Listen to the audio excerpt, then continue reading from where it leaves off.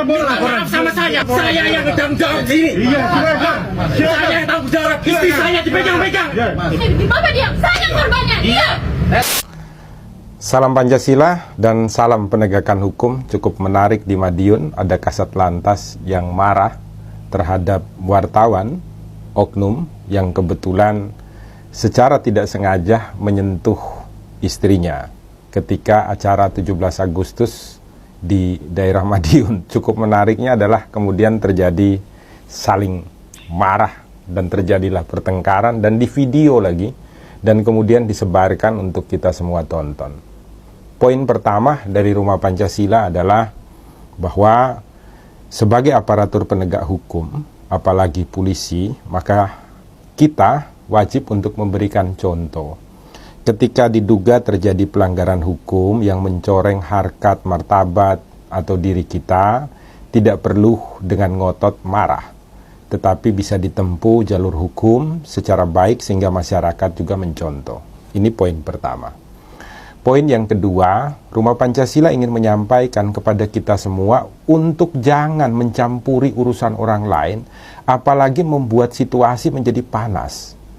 Jadi terlihat dari video ini bahwa teman-teman wartawan yang bersangkutan justru ikut memanas-manasi situasi yang seharusnya bisa diselesaikan secara baik antara orang yang menyentuh istri kasat ini dengan kasat ini dan istrinya. Biarkanlah mereka duduk, jangan kita tambahi dengan omongan-omongan kita sehingga memperkeruh situasi yang terjadi antar mereka. Ini poin yang kedua. Karena apa? Banyak dari wartawan di sini yang justru memperkeruh situasi sehingga menyebabkan amarah daripada kasat lantas dan istrinya semakin memuncak.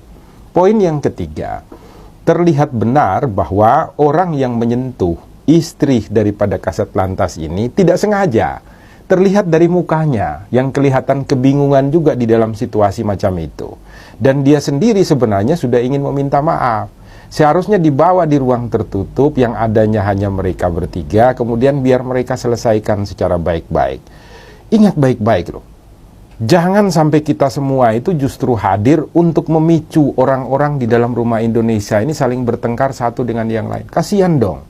Apalagi tadi ada ucapan-ucapan dari teman-teman wartawan ya di Madiun yang kemudian justru menurut Rumah Pancasila semakin memperkeruh situasi karena memancing emosi daripada mereka yang terlibat di dalam masalah ini. Padahal masalah ini bisa diselesaikan secara sederhana dengan dilakukan olah TKP.